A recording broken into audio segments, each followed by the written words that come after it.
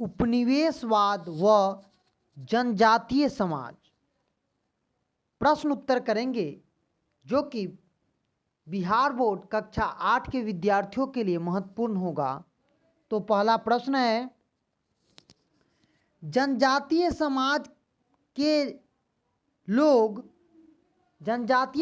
के लोग आम भाषा में क्या कहलाते हैं? तो आम भाषा में इन्हें आदिवासी लोग कहता है। क्या कहता है? आदिवासी। दूसरा प्रश्न है, दीकू किसे कहा जाता है? तो दीकू का मतलब होता है गैर आदिवासी, मतलब वहाँ का आदमी वो नहीं होता है, गैर होता है, मतलब दूसरे जगह का। तीसरा प्रश्न है, बिरसा मुंडा किस क्षेत्र के निवासी थे? तो ये इनका जो जन्म था वो छोटा नागपुर में हुआ था। आगे प्रश्न है, गिंडुली ने अंग्रेजी सरकार की दमनकारी कानून को नहीं मानने का भाव जनजातियों में जगाकर गांधी जी के किस आंदोलन से जनजातीय आंदोलन को जोड़ने का सफल प्रयास किया? तो उसका नाम था सविनय स्वज्ञा आंदोलन। आगे प्रश्न है, झारखंड राज्य किस राज्य के विभाजन के परिणाम स्वरूप बना?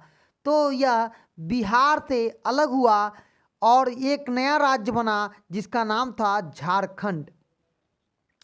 निम्नलिखित का जोड़ा बनाना है।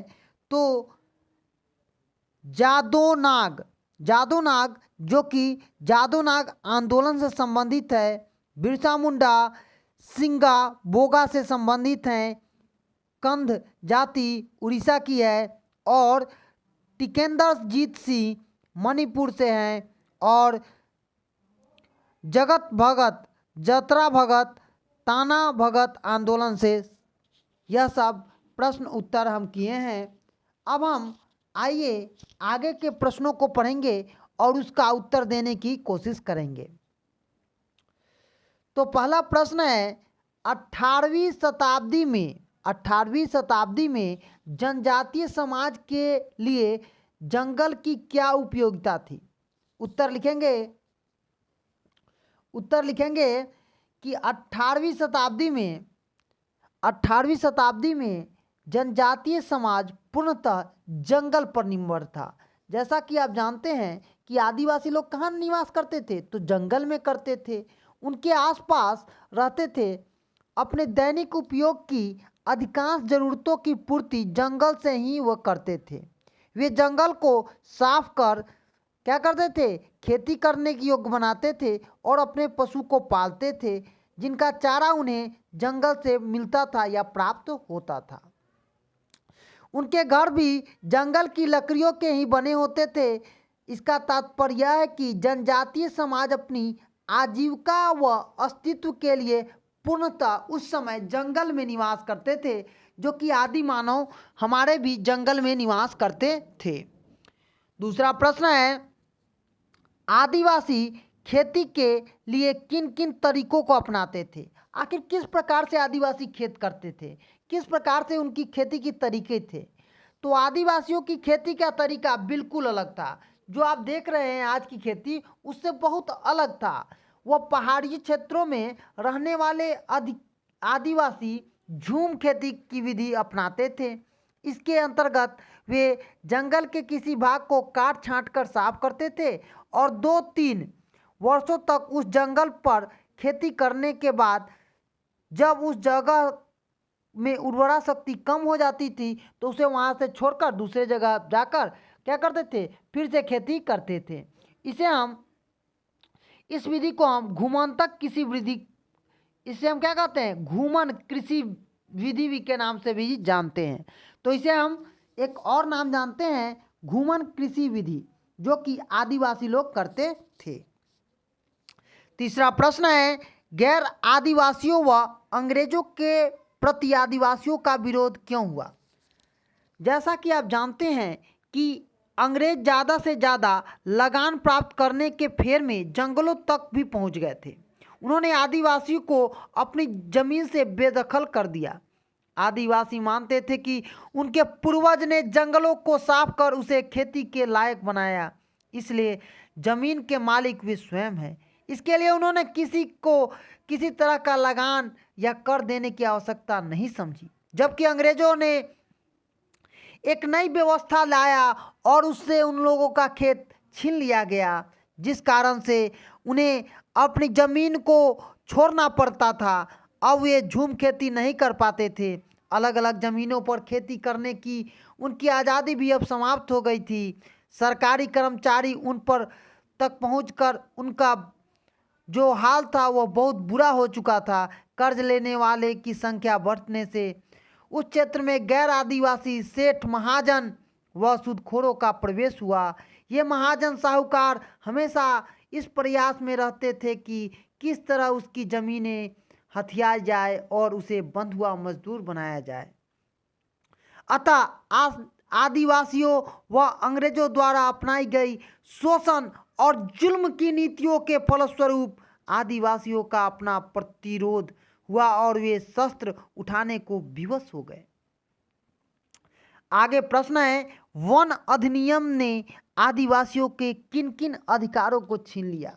देखिए, मनुष्य पहले वन में रहता था, आदिवासी था, तो वन अधिनियम के तहत वृक्षारोपण की सुरक्षा के लिए तथा पुराने जंगलों को बचाने की ढेरों नियम बनाए गए। इन सब का असर आम लोगों पर पड़ा जो आदिवासी थे। जंगलों पर जो परंपरा अधिकार था वह उनसे छीनता गया। वे अपनी मर्जी से न लकड़ी अब काट सकते हैं, न वह जानवर को चरा सकते हैं, न फल फूल इकट्ठा कर सकते हैं और न ही शिकार कर सकते हैं। जंगलों में नहीं जा सकते हैं, यहाँ तक कि अब वह जंगलों में उनके प्रवेश को भी वर्जित कर दिया गया।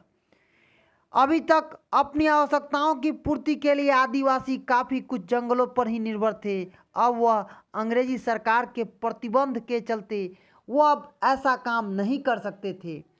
इससे उन्हें बहुत नुकसान होता था। आगे प्रश्न है, ईसा मिशनरियों ने आदिवासी समाज में असंतोष पैदा कर दिया। तो आदिवासियों की शिक्षा देने के उद्देश्य से ईसाई मिशनरियों ने उन इलाकों में अपना आगमन किया। ईसा मसीह मिशनरी के वास्तविक उद्देश्य जातीय क्षेत्रों पर अपने वर्चस्व को स्थापित करना और परिवर्तन के दौरों में उन चीज़ों को दिखाना जो आदिवासी धर्म परिवर्तन करा डालते थे। वह हिंदुओं को लोभन देते थे, आदिवासी को लोभ देते थे और उनका धर्म परिवर्तन कर देते थे। सेठ, साहूकार, महाजन उनकी रक्षा करेंगे, परंतु वास्तविकता कुछ और ही थी। ये मिशनरी साहूकार, जमींदार और बिचौलियों के साथ मिलकर आदिवासियों का खूब शोषण और आर्थिक शोषण किया। इन्हीं कारणों से आदिवासी समाज ईसा मसीह निर्णयों के प्रति असंतोष पैदा हुई। आगे है, बिरसा मुंडा कौन थे? बिरसा मुंडा कौन थे? उन्होंने जनजाति समाज के लिए क्या किया? उत्तर लिखेंगे। बिरसा मुंडा का जन्म 15 नवंबर सन 1874 में छोटा नागपुर में हुआ था और उल्हातू गांव के निकट एक छोटे से क्षेत्र में उनका जन्म हुआ। उनके पिता का नाम सुगन मुंडा व माता का नाम कदमिनी था। बिरसा की शिक्षा दीक्षा चाईबासा के एक जर्मन मिशन स्कूल में हुई। शुरू से कुछ मुंडाओं के साथ मिलकर उसने ईसाई धर्म को स्वीकार कर लिया, पर बाद में ईसा धर्म में असंतुष्ट होकर फिर मुंडा बन गए। उनके मन में अंग्रेजी जमींदारों के प्रति आक्रोश की भावना थी। मुंडा विद्रोह के जन्मदाता उन्हें भी कहा जाता है। सन 1895 में बिरसा मुंडा को उनके कुल देवता सिंगाबोगा से एक नए धर्म के प्रतिपादन की प्रेरणा मिली, जिसके अनुसार उन्होंने अपनी आप को भगवान घोषित किया और अंग्रेजी शासन का अंत करने का बीड़ा उठाया। उसने अपने अनुयायियों के साथ अंग्रेजों से लड़ाई लड़ी और रांची के एक जेल में 2 जून 1900 को हैजा की बीमारी से उनकी मृत्यु हुई, पर उनके द्वारा शुरू की गई मुंडा विद्रोह जारी रहा। फलस्वरूप अंत में मुंडा आंदोलन ने ब्रिटिश सरकार को झुका दिया और उन्हें जनजातीय समाज के संरक्षण दिया व विशेष सुविधाएं प्रदान की। बिरसा मुंडा ऐसे मुंडा थे जिन्होंने अपने धर्म के प्रति, अपने समाज के प्रति एक वफादार की भूमिका अदा की और उन्होंने ये चीज़ें हासिल भी की। आगे प्रश्न है, अंग्रेजी संथालों का शोषण किस तरह किया करते थे? तो अंग्रेजी संथालों का हर प्रकार से अंग्रेज लोग शोषण करते थे। नई नई लगान की नीति, नई नई जमीन से बेदखल करने की नीति उन्हें लगाकर भारी राशि चुकाने को कहते थे। इसमें जो असमर्थ होते थे उन्हें जमीन की नीलामी कर दी जाती थी। आदिवासी को वन अधिनियम बनाकर उन्हें बाहर कर दिया गया, उन्हें वंचित कर दिया गया, स्वतंत्रता और उनकी जमीन के मालिकाना हक से बेदखल कर दिया गया। अंग्रेजों ने उन्हें बंधुआ मजदूर बनने की राह पर डाल दिया, उन्हें अपनी जमीन और जंगल से बेदखल कर दिया गया।